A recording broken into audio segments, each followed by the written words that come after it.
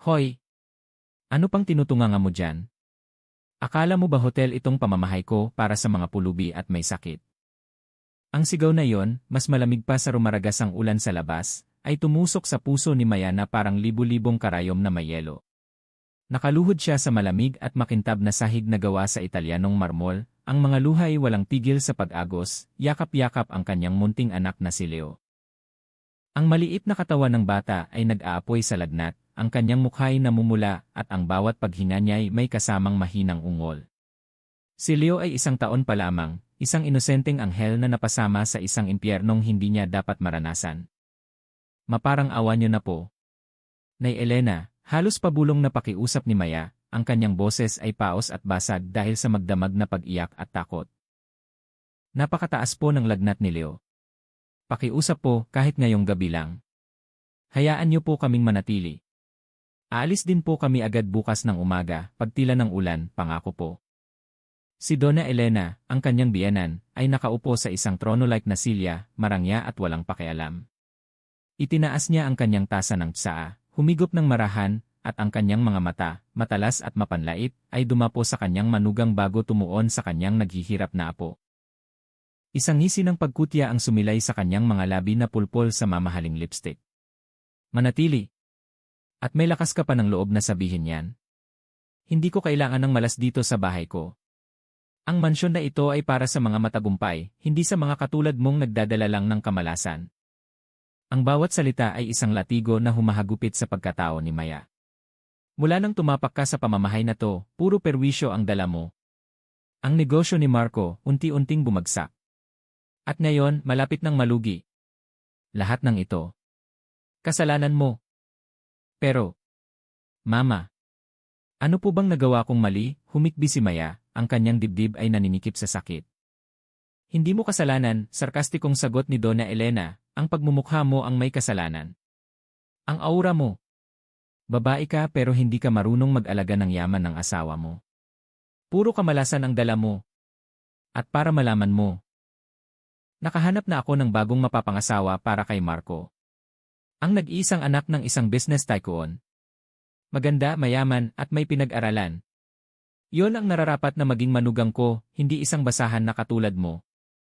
Sa likod ng kanyang ina, nakatayo si Marco, ang lalaking minsan ay nangako kay Maya ng habambuhay na pag-ibig at proteksyon. Nakayuko ito, hindi magawang salubungin ang mga mata ng kanyang asawa. Ang kanyang boses ay halos hindi marinig. Maya, umalis ka na lang muna. Galit si Mama. Huwag mo nang palalain ang sitwasyon. Ang puso ni Maya ay tuluyang nadurog. Ang lalaking pinangakuan niya ng kanyang buhay, ang ama ng kanyang anak, ay naging isang duwag na anino sa likod ng kanyang ina. Wala man lang siyang narinig na kahit isang salita para ipagtanggol sila. Marco, tingnan mo ang anak mo, sabi ni Maya, ang kanyang boses ay nanginginig sa galit at pagkabigo. Anak mo siya. Nagkakasakit siya, Marco. At itataboy mo kami sa ganitong kalakas na ulan. Sa ganitong gabi? Ganyan ka na ba talaga kawalang puso? Iniwas ni Marco ang kanyang tingin, tila isang batang napagalitan. May problema sa kumpanya, Maya. Wala na akong panahon para dyan. Biglang tumayo si Donna Elena, ang kanyang mukha ay puno ng galit at itinuro ang pinto. Labas? Kunin mo iyang anak mo at maglaho kayo sa paningin ko. Huwag niyo akong hintayin tumawag ng mga gwardya. Mula ngayon, wala na kayong anumang kaugnayan sa pamilyang ito. Sa gitna ng kaguluhan, gumalaw si Leo sa mga bisig ni Maya. Isang mahinang iyak ang kumawala sa kanyang mga labi. Mommy! Mommy! Ang lamig. Ang boses na yon, ang tinig ng kanyang anak, ang nagpabago sa lahat. Ang pakiusap sa mga mata ni Maya ay biglang nawala. Napalitan ito ng isang determinasyon na hindi pa niya naramdaman kailanman. Dahan-dahan siyang tumayo, pinunasan ang kanyang mga luha. Ang kanyang tingin ay diretsyo, matatag, at puno ng matinding pagkasuklam habang tinititigan niya si Donna Elena at ang duwag niyang asawa. Wala nang bahid ng kahinaan, tanging purong kabiguan. Sige, sabi niya, ang kanyang boses ay kalmado na nakakatakot.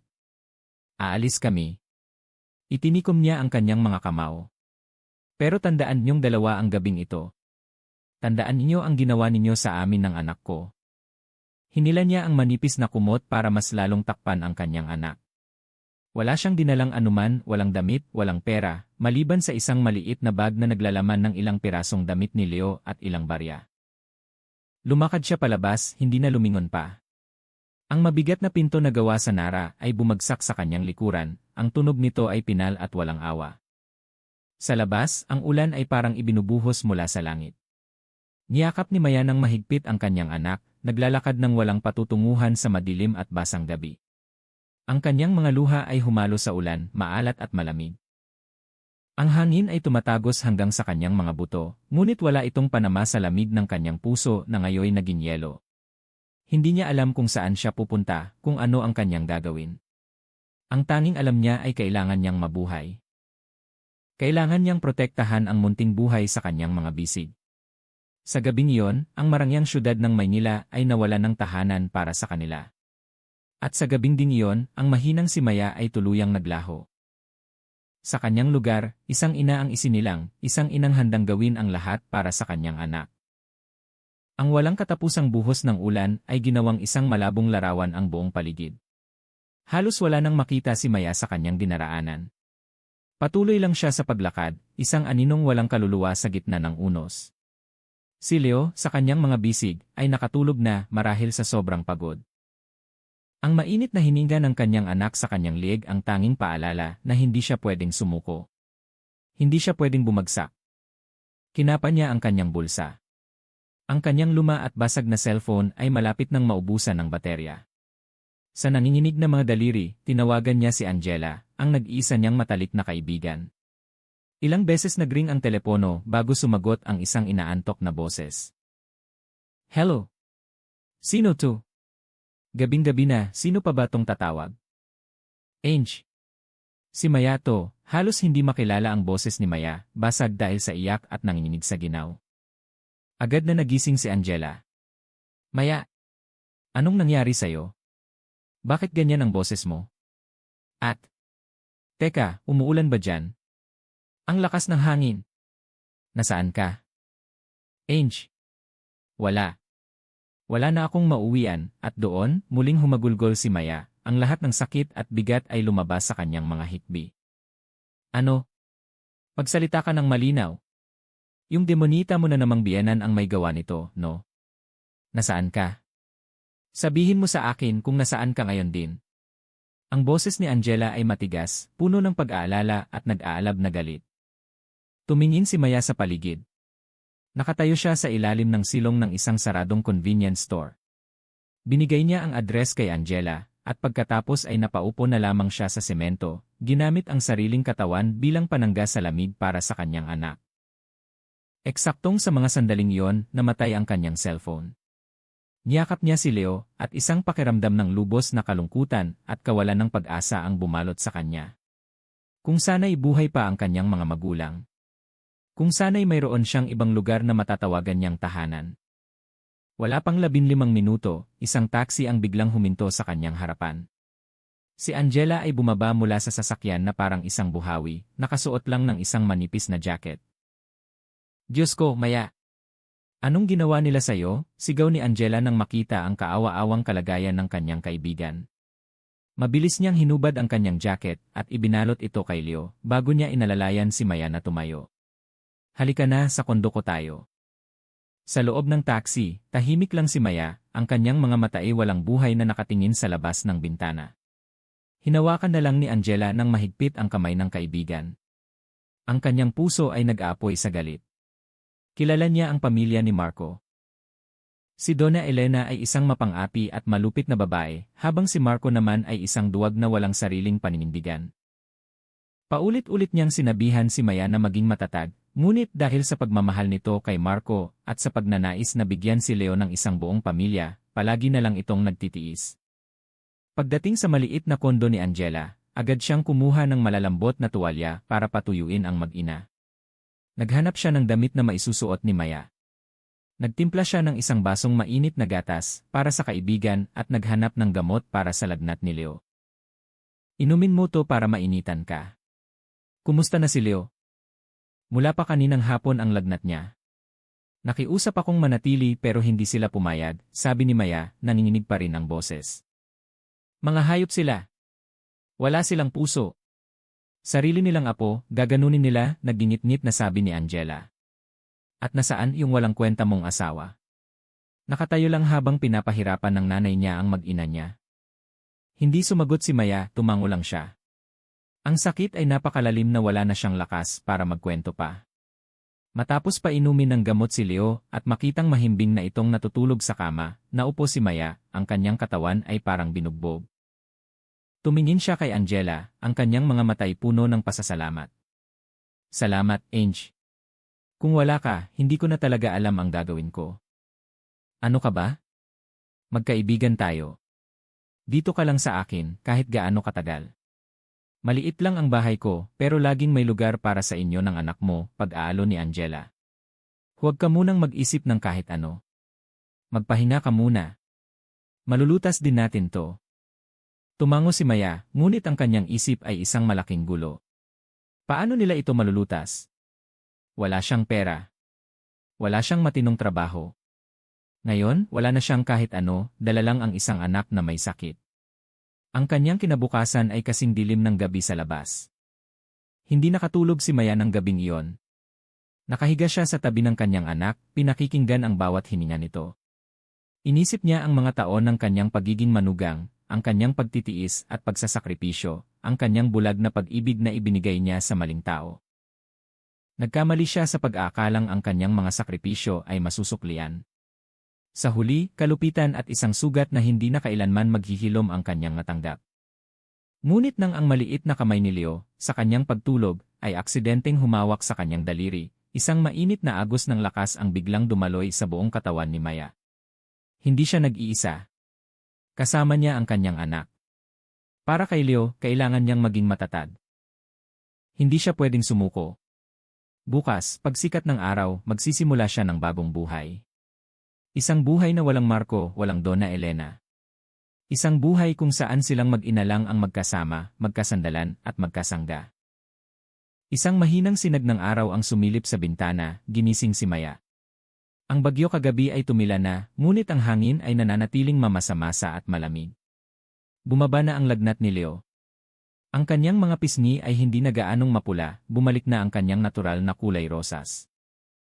Mahimbing siyang natutulog, ang kanyang mahahabang pilik mata ay bahagyang nanginginig. Ang pagtingin sa kanyang anak ay nagbigay ng kapayapaan sa puso ni Maya.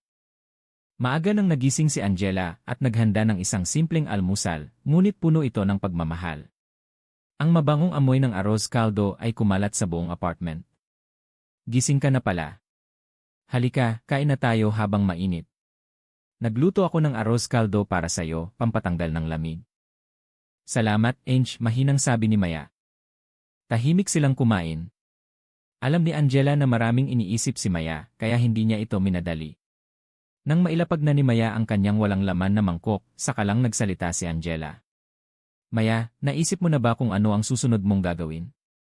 Tumingin si Maya sa labas ng bintana, ang kanyang mga mata ay malayo ang tanaw. Hindi. Hindi na ako pwedeng manatili dito sa Maynila, Ange. Lahat ng bagay dito, nagpapaalala lang sa akin ng sakit. Gusto kong dalhin si Leo sa ibang lugar. Isang lugar kung saan walang nakakakilala sa amin para makapagsimula kami ulit. Bumuntong hininga si Angela. Alam niyang iyon ang pinakamagandang desisyon para kay Maya sa ngayon. Tama ka dyan. Pero saan ka naman pupunta? May pera ka ba? Umiling si Maya at muling namuo ang mga luha sa kanyang mga mata. Pinalayas nila ako ng walang-wala. Ilang daang piso na lang ang natitira sa wallet ko. Walang sinabi si Angela. Tahimik siyang pumasok sa kanyang kwarto at bumalik na may dalang passbook at kaunting pera. Inilapag niya ang mga ito sa harap ni Maya. Ito ang lahat ng naipon ko sa loob ng ilang taon. Siguro mga 100,000 yan. Kunin mo na para sa inyo ni Leo. Nagulat si Maya at agad na umiling. Hindi, Ange. Hindi ko pwedeng tanggapin yan. Pera mo yan, pinaghirapan mo yan.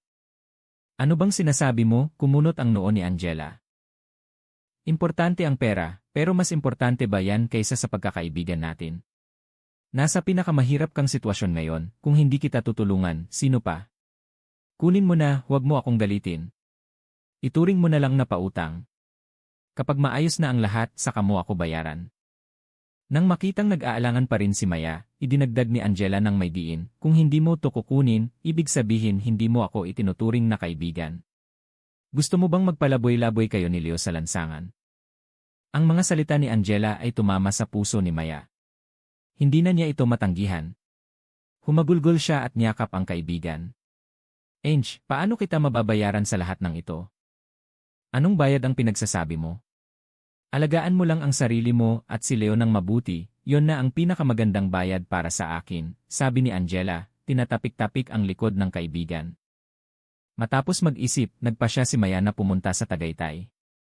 Minsan na siyang nakapunta doon at nagustuhan niya ang malamig at payapang hangin ng lugar. Iyon ang perpektong lugar para maghilom ang kanyang mga sugat at magsimula ng bagong buhay. Nang hapong iyon, pagkatapos bumili ng tiket sa bus, inayos ni Maya ang kanyang mga gamit. Wala naman siyang gaanong dala, ilang pirasong damit lang na binili ni Angela para sa kanila. Habang tinitingnan ang kanyang kakarampot na ari-arian, napagtanto ni Maya na ang tanging yaman niya ngayon ay ang kanyang anak at ang walang katumbas na pagkakaibigan ni Angela. Bago umalis, isinuksok ni Angela sa kamay ni Maya ang isa niyang lumang telepono. Gamitin mo muna to, dapat laging may komunikasyon tayo, ha? Pagdating mo doon, tawagan mo ako agad. Tumango si Maya at niyakap ng mahigpit si Angela. Naman. Mag-iingat ka dito, ha? Ikaw din maging matatag ka, okay? Nagpaalam ang magkaibigan. Habang umaandar ang bus, tumingin si Maya sa bintana. Ang anyo ni Angela ay unti-unting lumiliit hanggang sa tuluyan ng maglaho. Ibinaling niya ang tingin kay Leo na namamanghang pinagmamasdan ang lahat sa paligid. Leo, anak, pupunta tayo sa bago nating bahay, bulong ni Maya sa anak. Tumingala si Leo, ang kanyang mga matay malaki at bilog. Sa bagong bahay po, may lola po ba? Ang inosenteng tanong ng kanyang anak ay parang isang patalim na sumaksak sa puso ni Maya. Pilit siyang umiti, isang ngiting nagtatago ng sakit. Wala, anak. Sa bago nating bahay, si Mommy lang at si Leo. Okay lang ba yun sa'yo? Nag-isip sandali ang bata at masayang tumango. Opo. Basta kasama ko si Mommy, okay na po ako. Niyakap ni Maya ang kanyang anak at tahimik na tumulo ang kanyang mga luha. Hindi niya alam kung gaano kahirap ang daang tatahakin niya, ngunit sa mga salitang iyon mula sa kanyang anak, alam niyang may sapat na siyang lakas ng loob para harapin ang lahat. Umarangkada ang bus, iniwan sa likuran ang syudad na puno ng masasakit na alaala, at isang nakaraang gusto na niyang kalimutan magpakailanman. Madaling araw nang huminto ang bus sa terminal ng Tagaytay.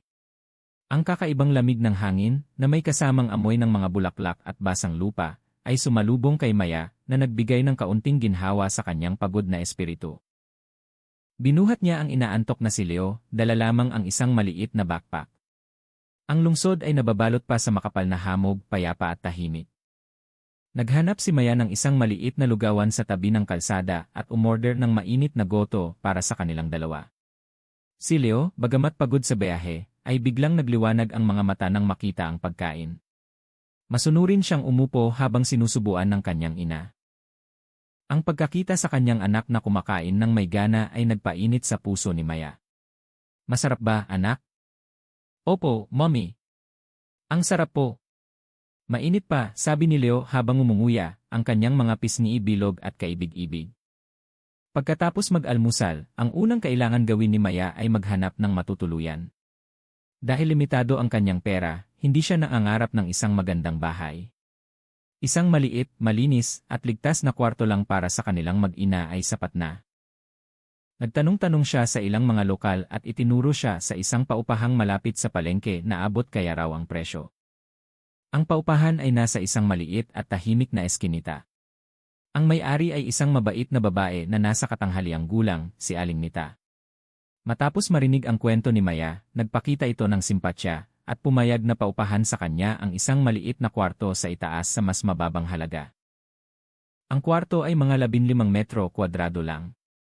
Ang mga gamit ay isang lumang kama, isang maliit na aparador, at isang sulok para sa pagluluto. Pero malinis ito at may bintanang nakatanaw sa isang maliit na hardin na puno ng mga bulaklak na daisy. Para kay Maya, sa sandaling iyon, ito ay isang paraiso.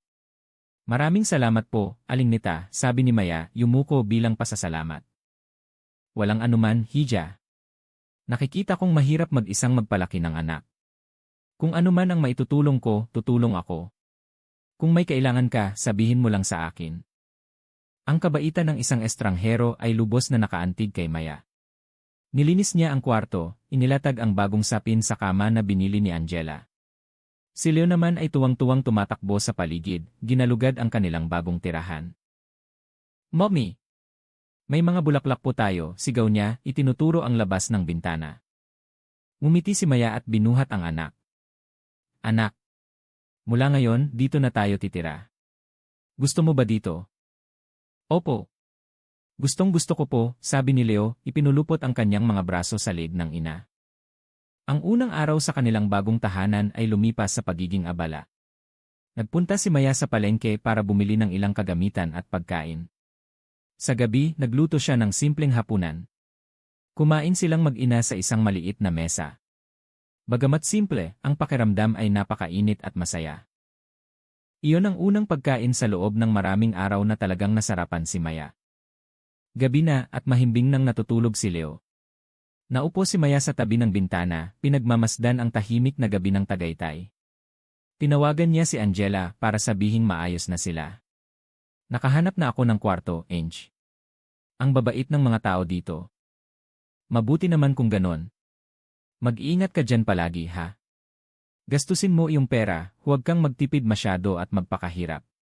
Ang boses ni Angela sa kabilang linya ay puno pa rin ng pag-aalala. Alam ko, Ange. Ikaw din, ha? Pagkababa ng telepono, bumuntong hininga si Maya. Ang problema sa tirahan ay pansamantalang nalutas, pero paano naman ang trabaho?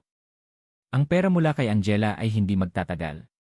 Kailangan niyang maghanap ng paraan para kumita para sa kanyang anak.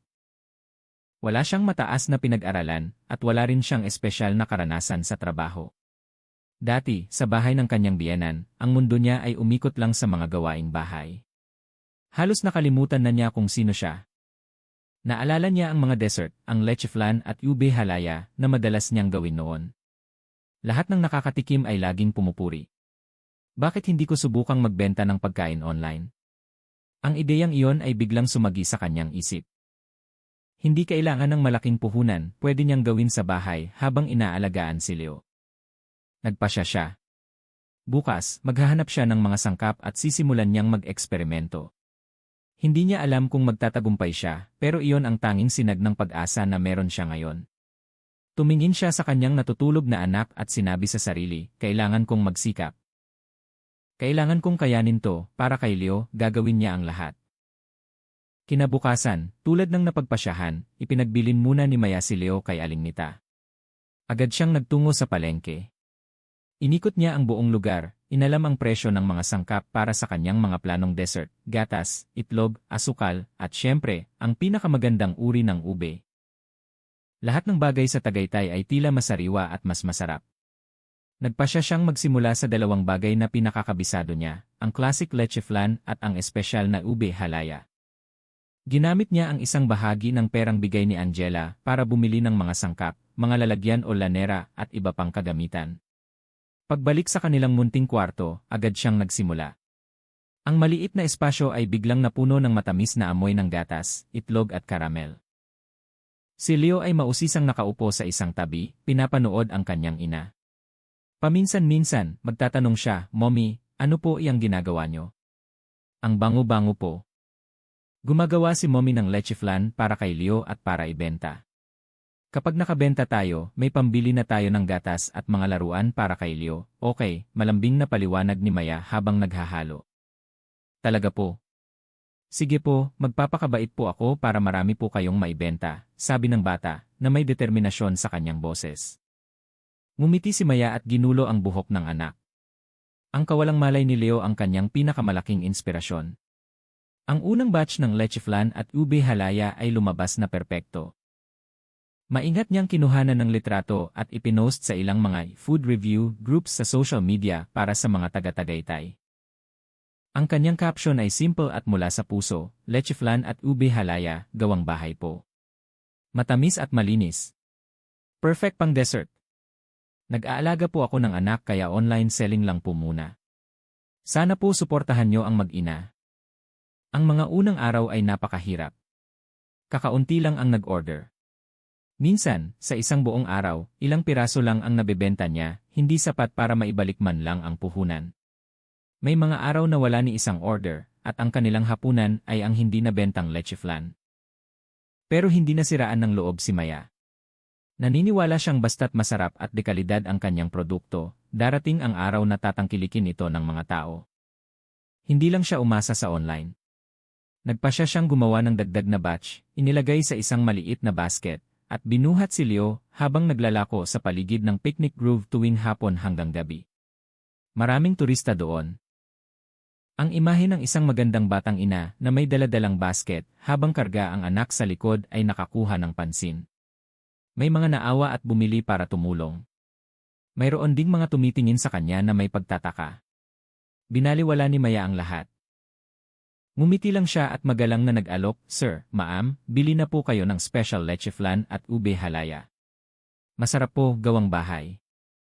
Isang malamig na gabi, mahimbing nang natutulog si Leo sa likod ng kanyang ina. Maghapon nang naglalakad si Maya pero ilan pa lang ang nabebenta niya.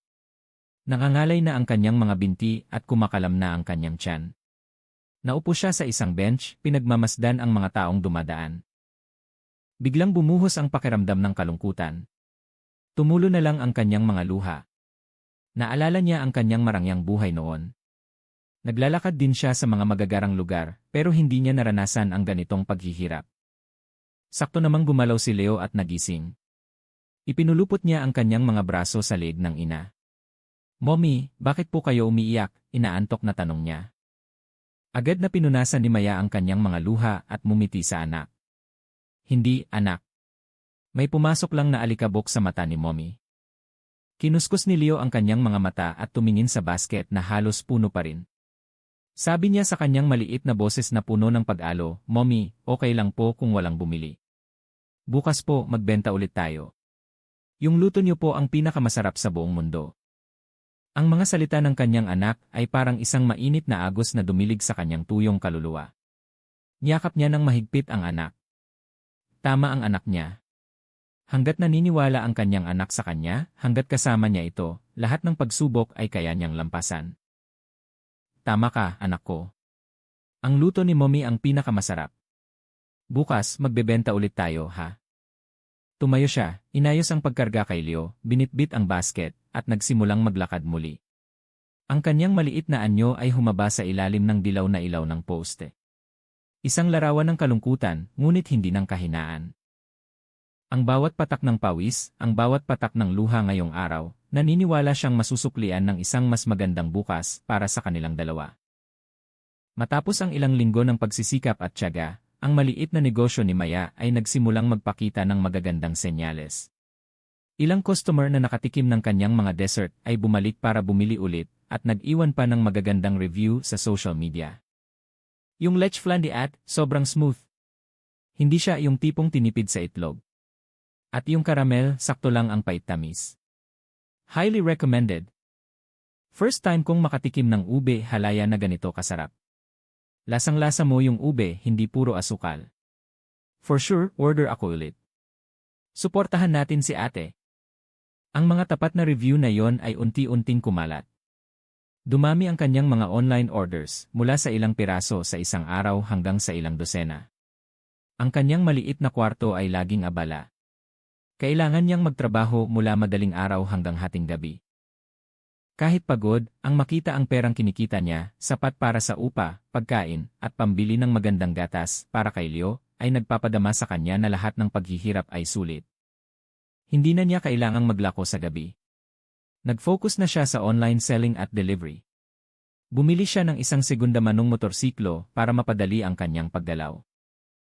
Ang imahe ng isang batang ina na nagmamaneho, isang kamay sa manibela, at isa'y nakahawak sa isang insulated box, ay naging pamilyar na sa kanilang lugar.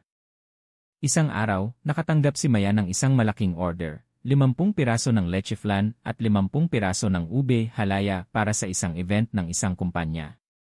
Ito ang pinakamalaking order na natanggap niya. Masaya siya pero kinakabahan din, nagpuyat siya para ihanda ang lahat. Gusto niyang maging perpekto ang bawat isa. Nang oras na para mag-deliver, maingat niyang isinakay ang mga box sa kanyang motor at pinuntahan ang address na nakasulat sa order. Ito ay isang moderno at marangyang opisina sa sentro ng Tagaytay. Habang hirap siyang buhatin ang mabigat na box papasok sa lobby, isang lalaking nakasuot ng eleganteng business suit ang lumabas. Tiningnan siya nito mula ulo hanggang paa, pagkatapos ay ang box at bahagyang kumunot ang noo. "Excuse me, ikaw ba ang magde-deliver ng dessert para sa event ng Lux Designs and Architecture?" "Opo, sir. Ako po si Maya, ang may-ari ng Maya Sweets," magalang na sagot niya. Tila nagulat ang lalaki. Siguro hindi niya inaasahan na ang Maya Sweets ay isang babae lang na nagde-deliver gamit ang isang lumang motor. "Ah, okay. Dalhin mo na lang sa conference hall." Tumango si Maya, pilit na binabalanse ang mabigat na box. Nakita ng lalaki ang kanyang paghihirap at lumapit. Walang sabi-sabi, inalalayan niya ang isang sulok ng box. "Tulungan na kita. Mukhang mabigat." "Ah, naku, salamat po, sir," medyo nagulat na sabi ni Maya. Sabay nilang dinala ang box sa conference hall. Ang lahat ay nakahanda na, elegante at profesional. Inayos ni Maya ang bawat lalagyan ng dessert sa mesa. Maingat at metikuloso ang kanyang pagtatrabaho, tinitiyak na walang magiging mali. Pinanood siya ng lalaki mula simula hanggang matapos. Humanga ito sa kanyang pagiging maingat at sa kanyang seryosong pag-ugali sa trabaho. Nang matapos si Maya at paalis na, nagsalita ang lalaki. "Ang sarap talaga ng mga dessert mo. Nakatikim na ako minsan, binili ng isang empleyado ko. Kaya nagpa siya akong sayo mag-order para sa event ngayon." "Talaga po? Maraming salamat po sa tiwala," masayang sabi ni Maya. "Ako si David, ang direktor ng kumpanyang ito," inilahad niya ang kanyang kamay. "It's a pleasure working with you." Medyo nahihiyang tinanggap ni Maya ang kamay nito. "Maya po. Isang karangalan po na makapag-serve sa kumpanya nyo." Ngumiti si David, isang ngating mainit at totoo. "Sa tingin ko, sa kalidad ng produkto mo, kaya mong palakihin pa to, hindi lang yung ganitong small-scale online selling. Naisip mo na bang magbukas ng sarili mong shop?" Ang tanong ni David ay nagpatigil kay Maya. Isang shop. Iyon ay isang pangarap na napakalayo para sa kanya sa ngayon. Yumuko lang siya at pilit na ngumiti. "Naku, sir, hindi ko pa po kayang isipin yan. Sa ngayon, ang mahalaga po ay maibigay ko ang mga pangangailangan ng anak ko." Tumingin si David ng malalim sa mga mata ni Maya. Naramdaman niyang mayroong isang mahabang kwento sa likod ng ngiting iyon. Hindi na siya nagtanong pa. "Well, salamat ulit sa araw na ito. Siguradong magugustuhan ito ng lahat." Nagpaalam si Maya kay David at umalis. Habang nagmamaneho pa uwi, ang kanyang puso ay puno ng saya. Isang matagumpay na order at pinuri pa mismo ng direktor. Ang mga salita ni David tungkol sa pagbubukas ng isang shop ay paulit-ulit na tumatakbo sa kanyang isip. Alam niyang mahirap, pero nagtanim ito ng isang butil ng pag-asa sa kanyang puso. Alam niyang nasa tamang landas siya. Ang maliit na sinag ng liwanag sa dulo ng madilim na lagusan ay tila unti-unti nang lumalaki.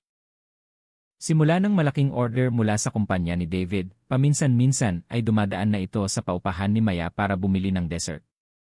Noong unang beses siyang pumunta, labis na nagulat at medyo nailang si Maya. Hindi niya akalain na ang isang taong abala at may posisyon tulad niya ay mag-aabalang pumunta sa isang maliit na eskinita para lang bumili ng panghimagas. "Sir David, bakit hindi na lang po kayo tumawag para ma-deliver ko? Napagod pa po kayo," sabi ni Maya habang inaabot ang maingat na nakabalot na mga dessert. Ngumiti si David, ang ngiti niya ay laging may dalang kalmado at sinseridad. "Okay lang. Galing ako sa isang site visit malapit dito.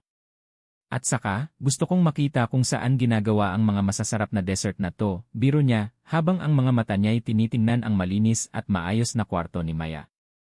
Si Leo, na naglalaro sa loob, ay na-curious nang makita ang bisita. Tumakbo siya at nagtago sa likod ng kanyang ina, ang kanyang malalaki at bilog na mga mata ay nakatitig kay David. "Hello, anong pangalan mo?" Lumuhod si David para maging ka-level ng bata. "Ako po si Leo," mahinang sagot ni Leo, tila medyo nahihiya. "Ang cute naman ng pangalan mo, Leo." "Ako si Tito David. Alam mo ba, paborito ko ang mga dessert na ginagawa ng mommy mo." Nang marinig na may pumupuri sa kanyang ina, biglang sumigla si Leo. Mas lumakas ang kanyang loob at ipinagmalaki pa niya kay David, ang mommy ko po ang pinakamagaling gumawa ng leche flan sa buong mundo. Dapat po marami kayong kainin. Ang inosenteng usapan ng dalawa ay nagpatawa kay Maya. Napangiti rin si David. Ang tingin niya kay Leo ay puno ng pagmamahal. Mayroon siyang kakaibang pasensya at kabaitan sa mga bata. Mula noon, naging isang espesyal na suki si David. Halos linggo-linggo, dumadaan siya ng 1 o 2 beses. Minsan, hindi lang siya bumibili ng dessert, nagdadala rin siya ng maliliit na laruan o mga coloring book para kay Leo. Naging malapit si Leo kay David, tuwing nakikita niya itong darating, masaya siyang tumatakbo para salubungin ito. Ang mga pag-uusap ni Maya at David ay naging mas natural. Hindi na lang tungkol sa pagkain, kundi tungkol na rin sa trabaho at sa buhay. Nalaman ni Maya na si David ay isang mahusay na arkitekto na nagtayo ng sarili niyang kumpanya mula sa wala. Ikinuwento rin niya ang mga proyektong ipinagmamalaki niya. Sa kabilang banda, mas naintindihan din ni David ang buhay ni Maya. Kahit hindi pa niya ikinukwento ang kanyang nakaraan, sa pamamagitan ng kanyang pambihirang pagsisikap at walang katapusang pagmamahal sa anak, nararamdaman niyang marami itong pinagdaanan. Hinahangaan niya ang katatagan at positibong pananaw nito sa buhay. Isang hapon, dumating si David habang si Maya ay abala sa kanyang nasirang motor. Ilang beses niyang sinubukang paandarin ito pero wala talaga. Anong nangyari dyan? Hininto ni David ang kanyang sasakyan at lumapit. Hindi ko po alam, sir. Ayaw na pong mag-start. Baka nagtatampo na sa akin, bumuntong hininga si Maya, pinupunasan ang pawis sa kanyang noo.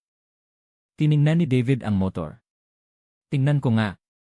Itinupi niya ang manggas ng kanyang polo, hindi alintana ang dumi at langis, at sinimulang suriin ang makina. Maya-maya lang, nahanap na niya ang problema. Pagkatapos ng ilang ayos, umandar muli ang motor. Ayan, okay na. Naubusan lang pala ng gas. Naku, maraming salamat po, Sir David. Hindi ko po alam ang gagawin ko kung wala kayo, pasasalamat ni Maya. Walang anuman. Pero masyado nang luma tong motor mo. Hindi na rin safe, lalo na't nagde-deliver ka pa. Bakit hindi ka bumili ng bago? Umiti lang si Maya. Wala pa po akong sapat na pera, sir. Pwede na po muna to. Tumingin si David sa kanya, may pag-iisip sa kanyang mga mata. Wala na siyang sinabi pa, pinaalalahanan na lang siyang mag-ingat sa pagmamaneho at umalis na. Ang ginawa ni David ay nagdulot ng kakaibang pakiramdam kay Maya. Matagal na panahon na mula nang makatanggap siya ng ganitong klaseng sinserong atensyon mula sa isang lalaki. Ang tulong niya ay hindi dahil sa awa, kundi dahil sa respeto at tunay na pag-aalala. Ngunit mabilis niyang iwinaksi ang mga iniisip na yon. Sinabi niya sa sarili na minsan na siyang nasaktan dahil sa pag-ibig. Ngayon, ang tanging prioridad niya ay si Leo at ang pagtatayo ng isang matatag na buhay para sa kanilang dalawa. Hindi niya hahayaang maging marupok muli ang kanyang puso. Ang negosyo ni Maya ay patuloy sa paglago. Ang magandang balita ay mabilis kumalat. Ang Maya Sweets ay hindi lang naging kilala sa Tagaytay, kundi pati na rin sa mga kalapit na probinsya na nag-order online.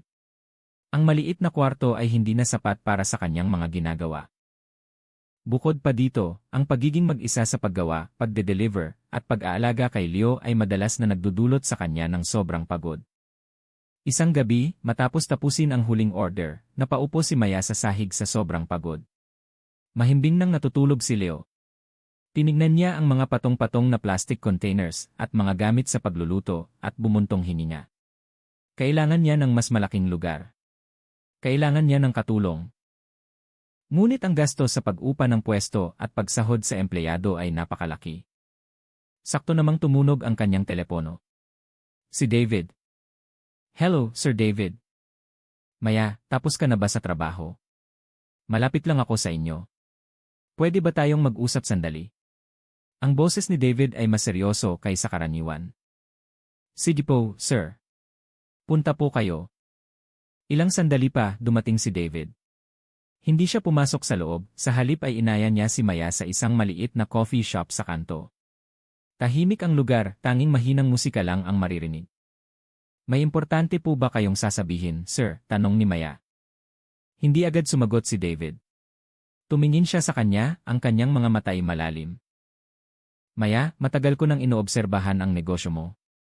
May talento ka, napakaganda ng produkto mo, at higit sa lahat, may puso ka sa ginagawa mo.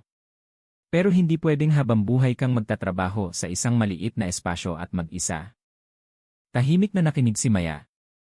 Ang mga sinasabi ni David ay ang mga bagay na bumabagabag din sa kanya. Mayroon akong alok, pagpapatuloy ni David. Mayroon akong isang maliit na commercial space malapit sa sentro. Dati, plano kong gawing isang branch office, pero nagbago ang plano at nabakante ito. Napakaganda ng lokasyon, maraming tao. Gusto kong makipag-partner sa'yo. Natigilan si Maya. Partner po. Paano pong partner? Ako ang mamumuhunan sa pwesto. Ako ang bahala sa renovation at design para maging isang magandang dessert shop. Ikaw ang mamamahala sa produkto at sa operasyon ng shop. Ang kita, hahatiin natin ayon sa mapag-uusapan. Ang alok ni David ay parang isang panaginip na hindi kailanman pinangahasan ni Maya na isipin. Magkaroon ng sariling shop, gawin ang bagay na gusto niya sa isang maayos na lugar. Ngunit ang kanyang pagdududa sa sarili at ang mga alaala ng nakaraan ay humila sa kanya pabalik.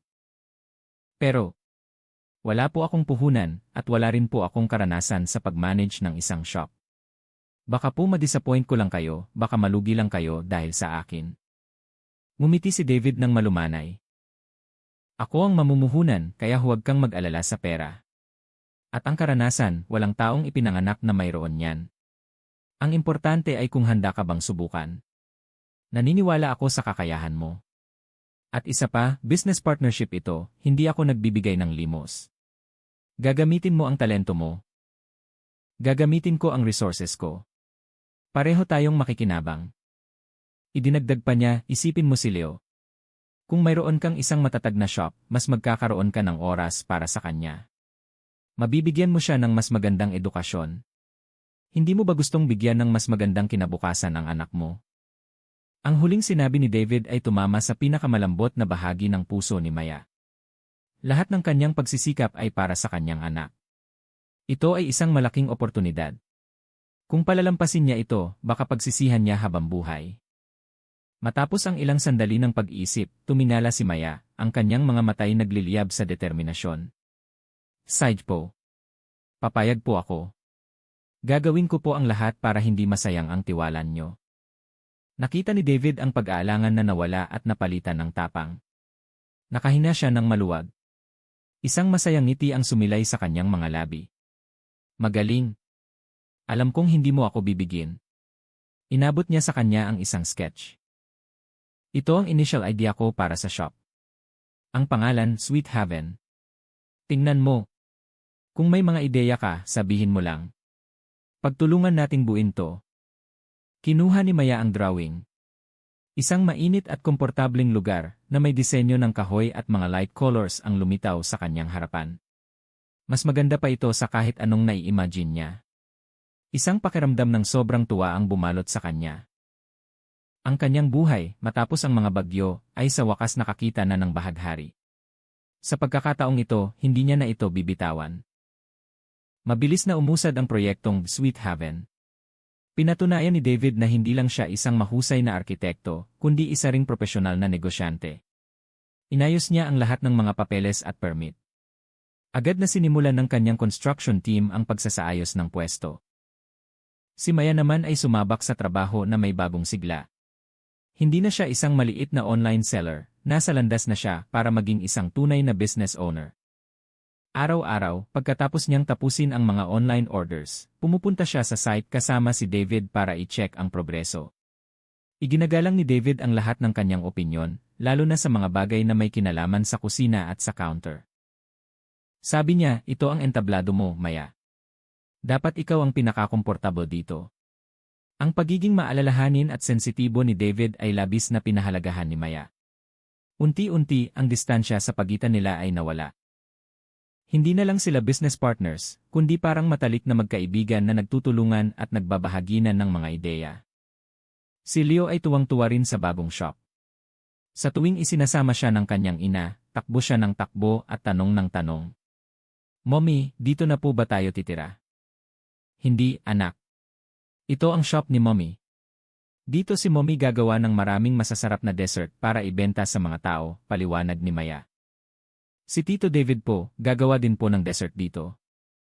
Si Tito David ang arkitekto. Siya ang nag-design nitong magandang shop para kay Mommy. Tumango-tango si Leo, ang kanyang mukha ay puno ng paghanga. Ang galing-galing po ni Tito David. Pati po kayo, Mommy, ang galing nyo rin po. Ang samahan ni Leo at David ay lalong naging malapit. Madalas ay naglalaan si David ng oras para makipaglaro kay Leo, matyagang sinasagot ang lahat ng kanyang mga tanong. Nang makita ni Maya si David na pinapasan si Leo sa kanyang likod habang tumatakbo sa paligid ng shop at marinig ang kanilang malalakas na tawanan, may kakaibang kaba siyang naramdaman sa kanyang dibdib. Nakita niya sa kanila ang imahe ng isang pamilya na matagal na niyang pinangarap. Ngunit mabilis niyang pinaalalahanan ang sarili na huwag mag-assume. Pagkalipas ng halos 2 buwan, natapos din ang Sweet Haven. Isang maliit, maganda, at kaakit-akit na shop sa isang tahimik na kalsada, na may sign na gawa sa kahoy at inukit ng kamay. Sa loob, ang kombinasyon ng puti at kahoy, na may mga halamang nakapaligid, ay nagbibigay ng isang napakaginhawang pakiramdam. Ang amoy ng bagong kahoy, na may halong bango ng kape at bagong lutong cake, ay nakaka-relax. Sa araw ng grand opening, halos hindi mapakali si Maya sa kaba. Si Angela ay nag-file ng leave para lumipad mula Maynila papuntang Tagaytay para suportahan ang kaibigan. Grabe, Maya! Ang ganda! Ang galing-galing mo, sigaw ni Angela. Naku, dahil lahat to sa tulong ni David, mapagkumbabang sagot ni Maya. Sinulyapan ni Angela si David na abala sa pag-aasikaso ng mga bisita, at tinapik ang braso ni Maya. Approved yang si Fafa David, bes? Gwapo na, matalino pa, at ang bait-bait sa inyo ni Leo. Naku, huwag mo nang pakawalan yan. Namula si Maya at iniba ang usapan. Ano ka ba? Business partners lang kami. Ang opening ay naging isang malaking tagumpay. Napakaraming dumating na customer, mga dati niyang suki online at maraming bago. Lahat ay humanga sa ganda ng lugar at sa sarap ng mga pagkain. Si Maya, suot ang kanyang uniform na apron, ay abalang-abala sa counter, ngunit laging may ngiti sa kanyang mga labi. Ramdam niyang nabubuhay siya sa isang bagong mundo, isang mundong siya mismo ang lumikha. Mula sa malayo, tahimik siyang pinagmamasdan ni David. Nakita niya ang saya at kumpiyansa na nagniningning mula sa kanya. Iyon ang pinakamagandang tanawin na nakita niya. Alam niyang ang desisyon niyang makipag-partner kay Maya ay isa sa mga pinakatamang desisyon sa kanyang buhay. Ang Sweet Haven ay hindi lang isang negosyo, ito rin ang lugar kung saan niya inilagak ang isang espesyal na pag-asa at isang damdamin na unti-unting lumalaki sa bawat araw. Ang Sweet Haven ay mabilis na naging paboritong lugar ng mga mahihilig sa matamis at tahimik na ambience sa Tagaytay. Ang negosyo ay naging matagumpay. Nakapag-hire na si Maya ng 2 staff para tulungan siya, isa sa counter at isa sa serbisyo. Dahil dito, nagkaroon siya ng mas maraming oras para mag-imbento ng mga bagong dessert at inumin. Ang buhay nilang mag-ina ay tuluyan ng nagbago. Lumipat sila mula sa maliit na kwarto at umupa ng isang magandang kondo unit na mas kumpleto sa gamit. Kaya na ni Maya na bilhin ang mga magagandang damit at laruan na gusto ni Leo. Inilipat niya rin ito sa isang magandang preschool. Tuwing umaga, pagkatapos ihatid si Leo sa eskwela, didiretso si Maya sa shop para simulan ang isang abala ngunit masayang araw. Sa hapon, susunduin niya ang anak. Sabay silang maghahapunan at magbabasa ng libro. Ang mga payapa at masayang araw na ito ay isang bagay na hindi niya pinangarap noon. Madalas pa ring dumalaw si David sa shop. Hindi na bilang isang boss o partner, kundi parang isang kapamilya. Kadalasan, dumarating siya tuwing tanghali para makisabay sa simpleng pananghalian na luto ni Maya, o sa hapon para tulungan siyang i-check ang mga benta at pag-usapan ang mga plano para sa shop. Si Leo naman, itinuturing na si Tito David bilang isang kuya o malapit na kaibigan. Lagi niyang ikinukwento dito ang mga nangyayari sa school. Kapag kasama ni Leo si David, tila mas masayahin at masigla ang bata. Isang Sabado ng gabi, dinala ni David ang mag-ina para manood ng scene. Ito ang unang beses na nakatapak muli si Maya sa sinehan pagkatapos ng maraming taon. Habang nakaupo sa madilim na lugar, nakatingin sa malaking screen, kakaiba ang kanyang pakiramdam. Sa isang tabi ay ang kanyang anak na masayang kumakain ng popcorn. Sa kabilang tabi ay ang isang lalaking maalaga at mapagkakatiwalaan. Sa sandaling iyon, naramdaman niya na para siyang isang normal na babae na nasa isang masayang date. Pagkatapos ng scene, inihatid sila ni David. Pagdating sa harap ng kanilang kondo, nakatulog na si Leo sa balikat ni David. Dahan-dahan niya itong binuhat papasok at inihiga sa kama. Salamat sa gabing ito, David. Nag-enjoy talaga ako, sabi ni Maya nang bumalik sila sa sala. Walang anuman. Ako rin, masaya ako, sagot ni David. Maya, pwede ba kitang tanungin? Naman. Medyo nag-alangan si David. Hindi ko pa kasi naririnig na nabanggit mo ang ama ni Leo. Hiwalay na ba kayo? Ang tanong ni David ay nagpabigat sa hangin. Ang sugat sa puso ni Maya ay tila muling kumirot. Nanahimik siya sandali, ang kanyang mga mata ay nakatingin sa malayo. Nang makita ang kanyang pananahimik, mabilis na sinabi ni David, pasensya na. Kung ayaw mong sagutin, okay lang. Umiling si Maya at huminga ng malalim. Okay lang. Matagal na rin naman yon. Wala na kami. Ang kanyang boses ay kalmado, ngunit naramdaman ni David ang lungkot sa likod nito. Alam niyang marami itong dinanas na sakit. Hindi na siya nagtanong patungkol sa lalaking yon. Malumanay na lang niyang sinabi, tapos na yon. Ang importante, maayos na kayo ni Leo ngayon. Isa kang napakatatag at kahanga-hangang babae, Maya. Kung sino man ang hindi nakakita ng halaga mo, sila ang nawalan. Ang mga salita ni David ay parang gamot na humaplos sa kaluluwa ni Maya. Tumingala siya at tiningnan ito, ang kanyang mga mata ay puno ng pasasalamat. Ito ang unang pagkakataon na may isang lalaking nagsabi sa kanya ng mga ganoong bagay. Ang sinseridad at respeto sa mga mata nito ay nagpatibok sa kanyang puso. Nagkatitigan sila sandali. Isang damdaming hindi masabi ang unti-unting umusbong sa pagitan ng dalawang taong parehong dumaan sa mga kabiguan. Ang mga payapang araw na ito ay hindi lang tungkol sa katatagan sa pinansyal, kundi simula rin ng isang bagong kabanata sa buhay pag-ibig ni Maya. 5 taon ang mabilis na lumipas. Ang Sweet Haven, mula sa isang maliit na shop, ay naging isang kilalang brand na may ilang branches sa Tagaytay at iba pang malalaking lungsod. Si Maya, mula sa isang single mom na naglalako sa kalsada, ay isa ng matagumpay na negosyante.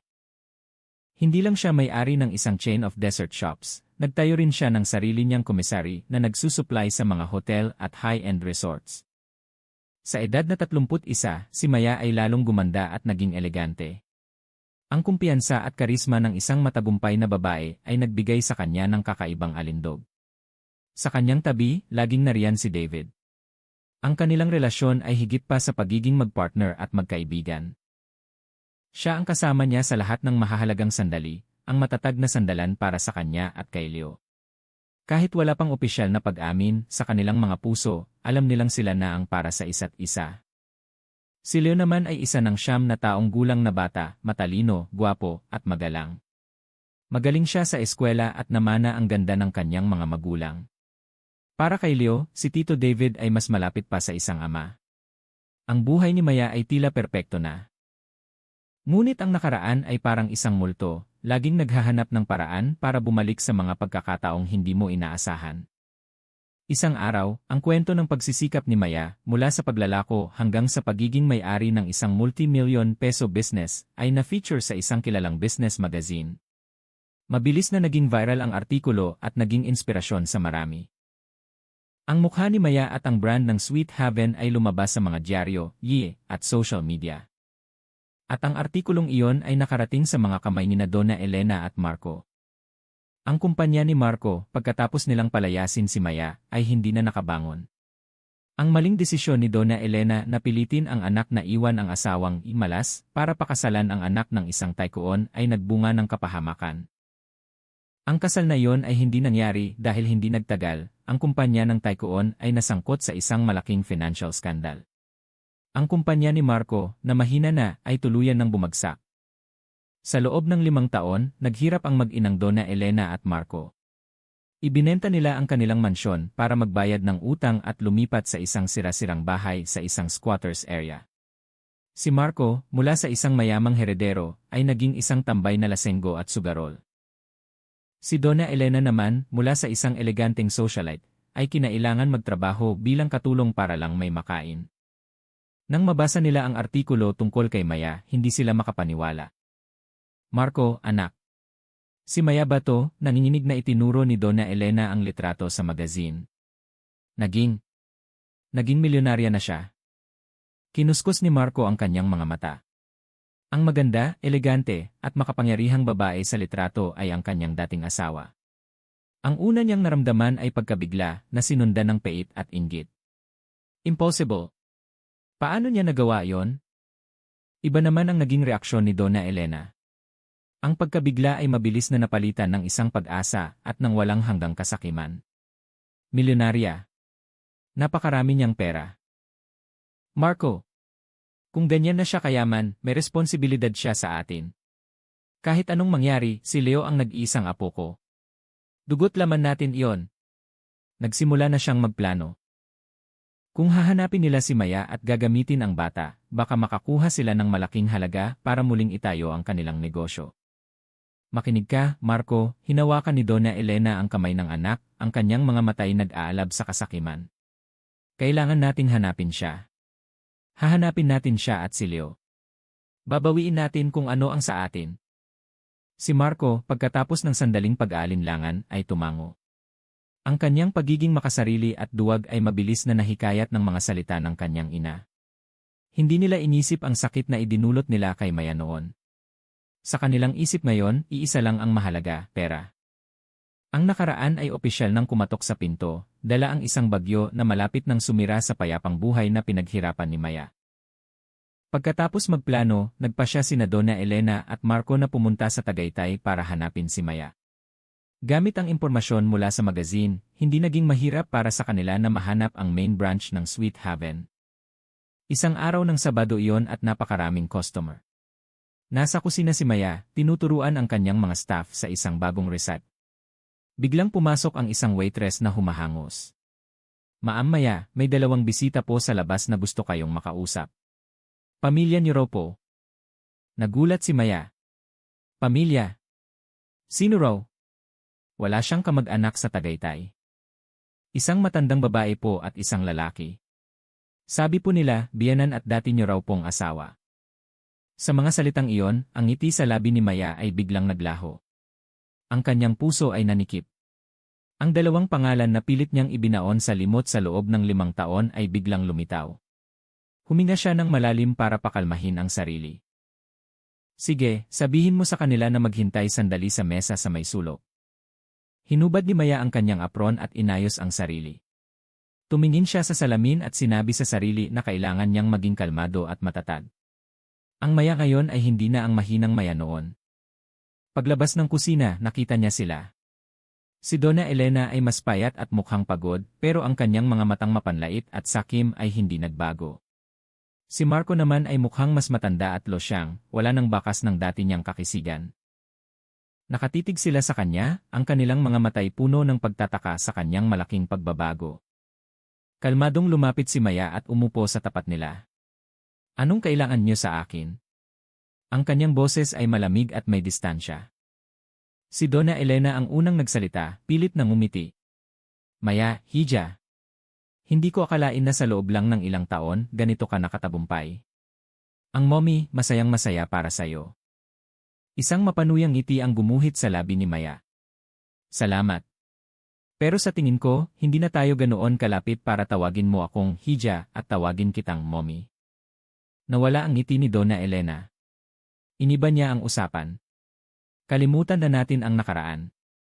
Nandito kami para bisitahin ka. At ang apo ko. Nasaan si Leo?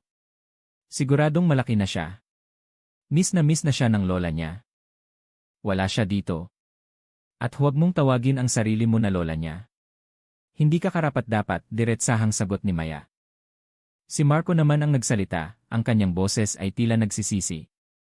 Maya. Alam kong nagkamali kami noon. Pero, kahit anong mangyari, ako pa rin ang ama niya. Pwede ko ba siyang makita? Tumingin si Maya ng diretsyo sa mga mata ni Marco, ang kanyang tingin ay kasing talim ng kutsilyo. Ama? May karapatan ka bang sabihin yan? Ang ama na walang awang nagtaboy sa kanyang asawa at sa kanyang anak na may mataas na lagnat sa gitna ng bagyo. Sa loob ng 5 taon, tinanong mo man lang ba kung buhay pa kami? Huwag kang magsinungaling sa harap ko. Nandidiri ako. Tinamaan sa sinabi niya, namutla ang mag-ina. Nakita ni Donna Elena na hindi ubra ang paawa, kaya bumalik siya sa dati niyang ugali. Huwag kang masyadong mayabang. Dugo namin ang nananalaytay dyan sa batang yan. May karapatan kami sa kanya. Karapatan? Itinapon niyo na ang karapatang yan 5 taon na ang nakalipas. Tumayo si Maya. Ayaw na niyang mag-aksaya ng oras sa kanila. Hindi ko alam kung ano ang pakain niyo dito, pero lilinawin ko lang. Maayos na ang buhay namin ngayon at wala na kayong kinalaman doon. Umalis na kayo bago pa ako tumawag ng security. Tumalikod si Maya. Maya, huminto ka, sumigaw si Donna Elena. Akala mo kung sino ka na dahil mayaman ka na? Sinasabi ko sa'yo, kapag hindi mo kami pinayagang makita ang bata at hindi ka nagbigay ng sustento, isisigaw ko sa buong mundo kung gaano ka kasamang manugang. Isang ina na nagkakait ng karapatan ng isang pamilya. Huminto si Maya pero hindi siya lumingon. Itinikom niya ang kanyang mga kamao. Alam niyang sa ugali ng mga ito, kaya nilang gawin yon. Ang bagyo ay nagsisimula pa lang. Bumalik si Maya sa kanyang opisina at isinara ng malakas ang pinto. Sumandal siya dito, nanginginig ang buong katawan, hindi sa takot, kundi sa galit. Ang kapal ng mukha at kawalan ng hiya ng mag-inang iyon ay hindi niya akalain. Naupo siya at huminga ng malalim para kumalma. Alam niyang simula pa lang ito. Kung nagawa nilang hanapin siya dito, siguradong hindi sila basta-basta susuko. Ang kanilang motibo ay malinaw na malinaw, pera. At gagamitin nila si Leo, ang anak na hindi nila inalagaan kahit isang araw, bilang paraan para makuha ito. Tulad ng inaasahan niya, ang mga sumunod na araw ay naging magulo. Hindi na sila nang gulo sa loob ng shop pero gumawa sila ng mas nakakainis na paraan. Araw-araw, nakaupo sila sa isang karinderya sa tapat ng Sweet Haven. Ang kanilang mga mata ay laging nakatutok sa shop. Sa tuwing lalabas o papasok si Maya, titingnan nila siya ng mga tinging nagmamakaawa at nananakot. Ang kanilang presensya ay parang isang multong bumabagabag sa kanya at sa kanyang mga empleyado. Ilang beses ding hinarang ni Marco si Maya habang sinusundo niya si Leo. Maya, mag-usap tayo, kahit sandali lang, pilit niyang ipinapakita ang sinseridad. Miss na miss ko na talaga ang anak ko. Gusto ko lang siyang makita. Sinabi ko na, huwag niyo na kaming guluhin, malamig na sagot ni Maya, iwinaliwis ang kamay nito. Huwag ka namang ganyan. Naging mag-asawa rin tayo. Hindi porket matagumpay ka na, kakalimutan mo na ang lahat. Huminto si Maya at hinarap siya, ang kanyang mga matay puno ng pagkasuklam. Nakaraan? Anong gusto mong alalahanin ko? Ang gabi na pinanood mo lang ang nanay mong palayasin kami. O ang mga taon na minamaltrato niyo ako. Marco, kung may natitira ka pang kahihiyan, maglaho ka na sa buhay ko. Iniwan niya si Marco na nakatulala sa gitna ng kalsada. Dahil hindi madala si Maya sa pakiusap, nagsimula ng gumawa ng maruming laro si Donna Elena. Pinuntahan niya ang eskwelahan ni Leo. Nag-abang siya sa gate tuwing uwian, pilit na lumalapit sa bata. Leo, apo. Ako ang lola mo. Si Leo, na napagbilinan na ng ina, ay natakot at tumakbo sa likod ng kanyang guro. Ang mga guro at security guard, na naabisuhan na ni Maya, ay mabilis na namagitan at pinaalis si Donna Elena. Ang insidenteng ito ay labis na nag-alala at nagpagalit kay Maya. Ginalaw na nila ang kanyang huling limitasyon, ang kaligtasan ni Leo. Nang gabing iyon, dumating si David. Nakita niya ang pagod at pag-aalala sa mukha ni Maya. Gininulo ka na naman nila? Tumango si Maya at ikinuwento ang pagpunta ni Donna Elena sa school ni Leo. Hindi ko na talaga alam ang gagawin ko, David. Kaya kong harapin sila, pero si Leo, bata pa siya. Ayokong masaktan siya, ayokong lumaki siyang may masamang alaala dahil sa mga taong yon. Tahimik na nakinig si David, ang kanyang mga kamay ay nakakuyom. Hinila niya si Maya para umupo sa tabi niya, ang kanyang boses ay malalim at puno ng proteksyon. Maya, huwag kang mag-alala. Ako nang bahala dito. Hindi ko hahayaang may manakit sa inyo ni Leo. Hinding-hindi. Tumingala si Maya, ang kanyang mga matay may namumuong luha. Pero anong gagawin mo? Ayokong gamitan sila ng pera, lalo lang silang lalakas ang loob. Alam ko. Hindi tayo gagamit ng pera, sabi ni David, ang kanyang mga mata ay nagpapakita ng determinasyon. Gagamitin natin ang batas. At gagawa tayo ng paraan para sila mismo ang kusang umalis. Sa pagtingin sa matatag na mga mata at sa matipunong mga braso ni David, medyo gumaan ang loob ni Maya. Alam niyang sa laban na ito, hindi na siya nag-iisa. Kasama niya si David. Tulad ng ipinangako, kumilos si David. Hindi niya direktang hinarap ang mag-ina, alam niyang lalaki lang ang gulo. Pinili niya ang isang mas malinis at permanenteng solusyon. Una, kumuha siya ng isang magaling na abogado para kolektahin ang lahat ng ebidensya ng panliligalig ni Donna Elena at Marco. Mula sa pag-upo nila sa tapat ng shop, sa pagharang ni Marco, hanggang sa pagpunta ni Donna Elena sa school ni Leo, lahat ay nakunan ng mga CCTV camera. Sunod, sa pamamagitan ng abogado, nagpadala siya ng isang formal na warning letter sa kanila. Malinaw ang laman ng sulat, itigil ang lahat ng uri ng panggugulo kay Maya at sa kanyang anak. Kung magpapatuloy sila, kakasuhan sila ng public disturbance at invasion of privacy. Idiniin din sa sulat na may sapat na ebidensya si Maya laban sa kanila. Nang matanggap ang sulat, natulala sina Donna Elena at Marco. Hindi nila akalain na gagawin ito ni Maya. Totoo ba to? Ididemanda niya tayo, nauutal na sabi ni Marco, puno ng takot. Ma, tigilan na natin to, ayokong masangkot sa kaso. Si Donna Elena, kahit nagpapakita ng katapangan, ay nagsimula na ring kabahan. Wala silang pera, wala silang koneksyon. Kung aabot sa korte, siguradong talo sila. Ano ka ba? Nanangkot lang yan. Kung idedemanda niya tayo, masisira din ang pangalan niya, pagmamatigas niya, pero halata na sa kanyang boses ang kaba. Kahit ganoon ang sinabi niya, hindi na sila bumalik sa tapat ng shop o sa school ni Leo. Hindi pa doon natapos si David. Kumuha rin siya ng isang personal bodyguard para kay Maya at Leo. Isang lalaking nasa katanghaliang gulang, mukhang kalmado pero alisto. Siya ang maghahatid sundo kay Leo at magtitiyak ng kanilang kaligtasan. Noong una, tumanggi si Maya. Sobra na yan, David.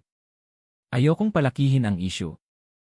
Hinawakan ni David ang kanyang kamay at mariing sinabi, walang bagay na sobra pagdating sa kaligtasan niyo ni Leo. Ituring mo na lang itong pag-iingat. Mapapanatag lang ako kapag alam kong protektado kayo.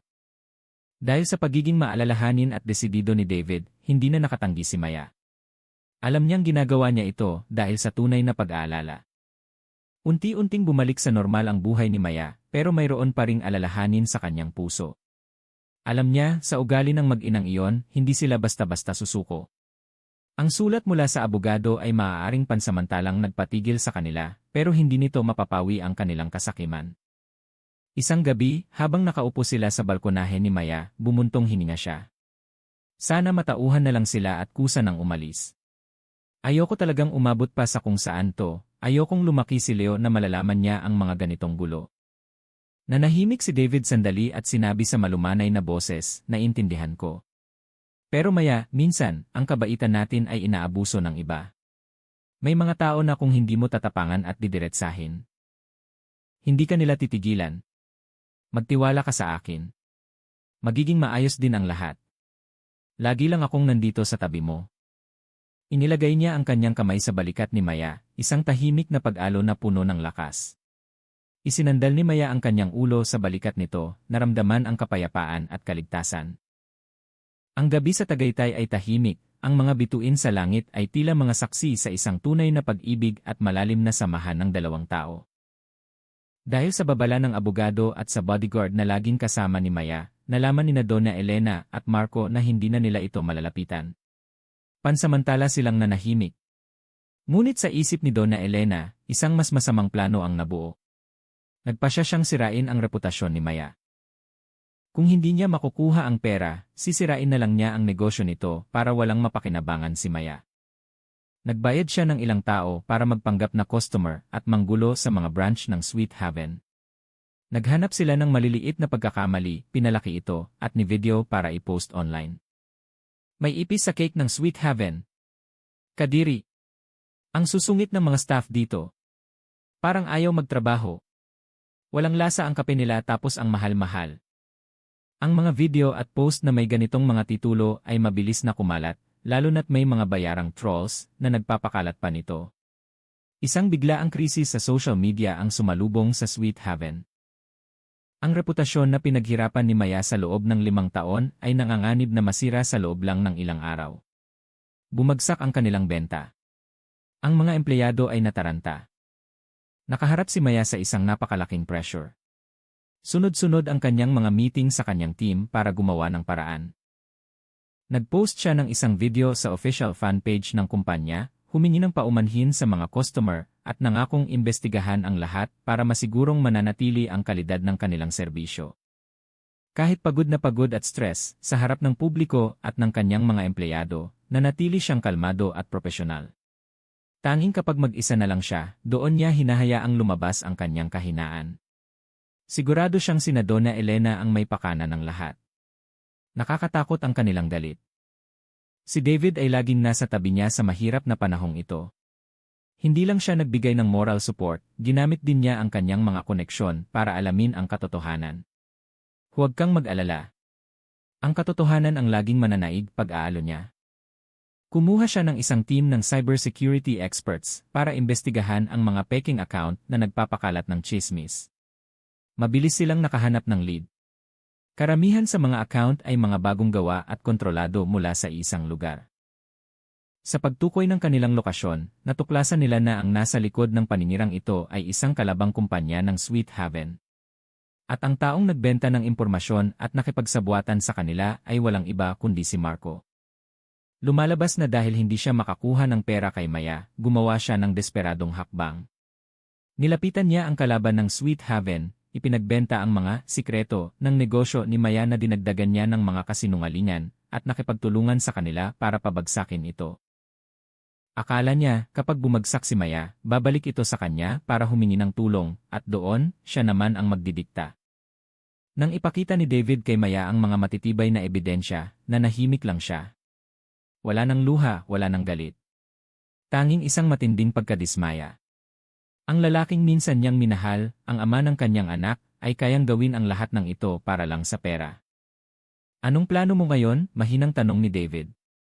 Sa mga ebidensyang to, kaya nating idemanda sila pareho. Siguradong mananalo tayo. Umiling si Maya. Ayoko. Ayokong lumaki pa ang gulo. Ayokong mabasa ni Leo balang araw na idinemanda ng nanay niya ang tatay niya. Tumingin siya kay David, may kakaibang determinasyon sa kanyang mga mata. May sarili akong paraan para tapusin to, isang beses lang, at para sa lahat. Nakipagkita si Maya kay Marco sa isang tahimik na coffee shop. Mag-isa siyang pumunta, walang kasamang bodyguard o si David.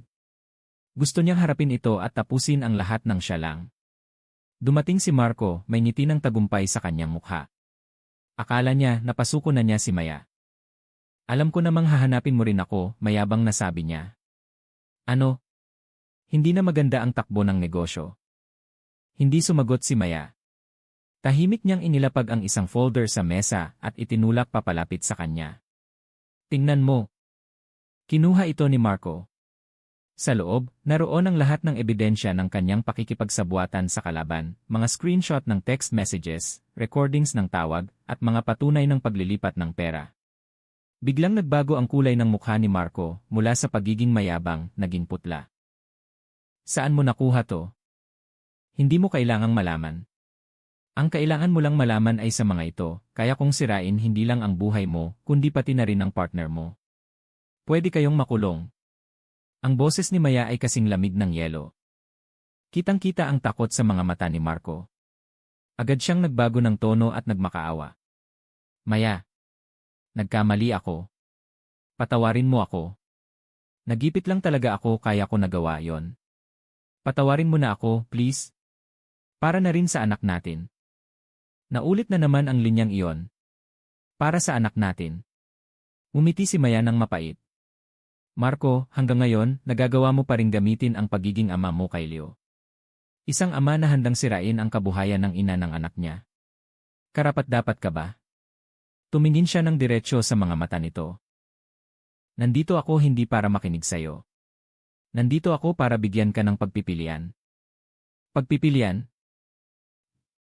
Una, ilalabas ko lahat ng ebidensyang ito. At haharapin mo ang lahat ng kabayaran sa ginawa mo. O pangalawa, huminto si Maya, kunin mo at ng nanay mo ang perang ito, at maglaho na kayo sa buhay namin. Huwag na kayong magpapakita pa kahit kailan. Inilapag ni Maya ang isang tseke sa mesa.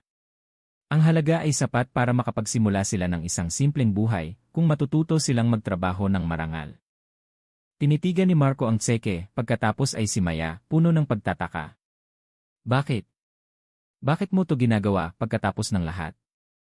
Huwag mong isipin na ginagawa ko to dahil may natitira pa akong pagtingin sa'yo, putol ni Maya. Ginagawa ko to para kay Leo. Ayokong lumaki ang anak ko na may tatay na katulad mo. Ang perang to ay hindi para sa'yo. Pambili ko to ng kapayapaan para sa anak ko. Para magkaroon siya ng isang buong pagkabata na hindi binabagabag ng mga taong tulad ninyo. Ang mga salita ni Maya ay parang mga martilyong bumaon sa natitirang dignidad ni Marco. Yumuko siya, hindi makapagsalita. Tumayo si Maya. Bibigyan kita ng isang araw para mag-isip. Bukas, tatawagan ka ng abogado ko para pumirma sa isang kasunduan. Pagkatapos mong pumirma, makukuha mo ang pera. At tandaan mo, ito na ang huli. Tumalikod si Maya, diretso ang likod, at hindi na lumingon pa. Bumalik si Marco sa kanilang sirasirang bahay, gulong-gulo ang isip. Inihagis niya ang folder at ang tseke sa harap ni Donna Elena. Ayan. Tignan mo, ma. Kasalanan mo lahat to. Binasa ni Donna Elena ang mga papel at namutla rin siya. Ngunit nang makita niya ang halaga sa tseke, muling nagliwanag ang kanyang mga mata. Bibinigay niya sa atin to. Pero ang kondisyon, kailangan nating maglaho sa buhay nila. Kailangan nating pumirma na hindi na natin sila guguluhin, sigaw ni Marco. Nakita mo na, ma? Sana mas malaki pa dyan ang nakuha natin. Kung hindi mo siya pinalayas noon, sana atin na lahat ng yaman niya ngayon. Ito ang unang beses na sinigawan ni Marco ang kanyang ina. Ako pa ang sinisisi mo ngayon, hindi nagpatalo si Donna Elena. Kung hindi ka ba naman isang inutil na nalugi sa negosyo, aabot ba tayo sa ganito? Ngayon, binigyan ka lang ng limos, masaya ka na. Limos? Hindi mo ba nakikita? Kaya niya akong ipakulong. Gusto mo bang makulong ako at iwan kang mag-isa dito? Ang pagtatalo ng mag-ina ay lalong uminit. Nagsisihan sila, nagsumbatan. Sa huli, nang pareho na silang pagod, naupo sila at hinarap ang masakit na katotohanan. Tiningnan ni Marco ang kanyang buhay. Dati, nasa kanya na ang lahat, isang maganda at mabait na asawa, isang cute na anak, isang buong pamilya. Pero pinakawalan niya ang lahat dahil sa kanyang kahinaan at sa kasakiman ng kanyang ina. Si Donna Elena naman, napagtanto niyang nagkamali siya. Ang pinakamalaking pagkakamali niya ay ang mas bigyan ng halaga ang pera kaysa sa kaligayahan ng kanyang anak. Anong gagawin natin ngayon? Tanong ni Donna Elena, malumanay na ang boses. Bumuntong hininga si Marco. Kinuha niya ang tseke. Wala na tayong magagawa. Talo na tayo, matalo na tayo sa lahat. Tumingin siya sa ina. Siguro, tama siya. Ang perang to ay para sa kapayapaan ni Leo. Sobra-sobra na ang utang natin sa kanila. Kunin natin to, magsimula ulit, at huwag na natin silang guluhin pa. Yon na lang ang tanging paraan para makabawi tayo kahit kaunti. Sa pagkakataong ito, hindi na tumutol si Donna Elena. Tahimik siyang tumango at tumulo ang mga luha sa kanyang kulubot na mukha. Mga luha ng isang huling pagsisisi. Kinabukasan, tinawagan ni Marco ang abogado ni Maya. Pumirma siya sa kasunduan, kinuha ang pera, at kasama ang kanyang ina, tahimik na umalis sa Tagaytay. Ang mahaba at nakakapagod na laban ay sa wakas, nagwakas na. Pagkaalis ng mag-inang Marco, tuluyan nang bumalik sa kapayapaan ang buhay ni Maya. Ang krisis sa social media ay mabilis ding naayos nang lumabas ang katotohanan at napilitang humingi ng tawad ang kalabang kumpanya. Ang Sweet Haven ay lalo pang minahal ng mga customer dahil sa kanilang propesyonal na pagharap sa problema. Lahat ay bumalik sa ayos. Ang bigat sa puso ni Maya ay tuluyan nang nawala. Isang gabi, inaya ni David si Maya para maghapunan sa isang eleganteng restaurant sa tuktok ng isang burol, tanaw ang buong Tagaytay. Romantiko ang lugar, may mga kandila, bulaklak, at mahinang tugtog ng violin. May okasyon ba? Nakangiting tanong ni Maya. Isang espesyal na gabi, sagot ni David, ang kanyang mga mata ay puno ng lambing. Para i-celebrate ang katapangan mo. Sa buong hapunan, masaya silang nag-usap. Habang tinitingnan ang lalaking laging nasa tabi niya, isang mainit na pakiramdam ang bumalot kay Maya. Pagkatapos kumain, naglakad-lakad sila. Sa ilalim ng mga bituin, ipinatong ni David ang kanyang coat sa balikat ni Maya. Bigla siyang huminto at hinarap si Maya. Maya, sabi niya, medyo kinakabahan. Alam kong marami kang pinagdaan ng sakit. Alam kong takot ka nang pumasok sa isang bagong relasyon. Pero, hindi ko na kayang itago pa ang nararamdaman ko. Kumabog ng mabilis ang puso ni Maya. Sa loob ng 5 taon, habang kasama kita, nakita ko kung gaano kakatatag, kabuti, at kung gaano kalaki ang puso mo. Hindi ko na malayan, minahal na pala kita. Ang pagmamahal ko ay hindi awa o paghanga lang. Ito ay paggalang, pag-unawa, at pagkakaisa ng ating mga kaluluwa. Mahal ko ang lahat sa iyo, pati na ang mga sugat ng iyong nakaraan. Tumingin siya ng malalim sa mga mata nito. Maya, pwede mo ba akong bigyan ng pagkakataon na alagaan ka at si Leo habang buhay? Hayaan mo akong maging asawa mo at maging ama ni Leo. Hayaan mo akong buuin ang isang tunay na pamilya kasama ka. Ang mga salita ni David ay parang isang mainit na agos na bumuhay sa nanlamig na puso ni Maya. Tumulo ang kanyang mga luha, hindi ng sakit, kundi ng purong kaligayahan. Matagal na niyang hinihintay ang sandaling ito. Mahal din niya si David, pero lagi siyang nag-aalangan dahil sa kanyang nakaraan. Natatakot ako. Baka hindi ako karapat-dapat para sa'yo. May anak na ako, humikbi siya. Pinunasan ni David ang kanyang mga luha. Huwag kang mag-isip ng ganyan. Para sa akin, si Leo ay hindi anak lang. Isa siyang biyaya. Ang nakaraan mo ang nagpatunay kung gaano kakatatag ngayon. Huwag kang magbago dahil ikaw mismo ang minahal ko. Sa mga salitang iyon, nawala ang lahat ng pag-aalinlangan ni Maya. Tumango siya bilang sagot. Hindi makapagsalita si David sa tuwa. Niyakap niya si Maya ng mahigpit na parang ayaw na niyang pakawalan. Sa gitna ng romantikong gabi ng Tagaytay, 2 puso ang sa wakas ay nagtagpo, simula ng isang bagong kabanata ng walang hanggang kaligayahan. Ang kwentong ito ay isang paalala sa ating lahat na gaano man kadilim ang gabi, laging may sisikat na araw sa umaga. Ang katatagan, pagpapatawad, at ang kakayahang magmahal muli ang susi sa isang tunay at pangmatagalang kaligayahan. Salamat sa panonood. Kung nagustuhan niyo ang kwentong ito, huwag kalimutang mag-like, mag-share, at mag-subscribe sa aming channel para sa mas marami pang nakakaantig na kwento. I-comment sa ibaba kung ano ang pinakamahalagang aral na natutunan niyo sa kwento ni Maya. Hanggang sa muli.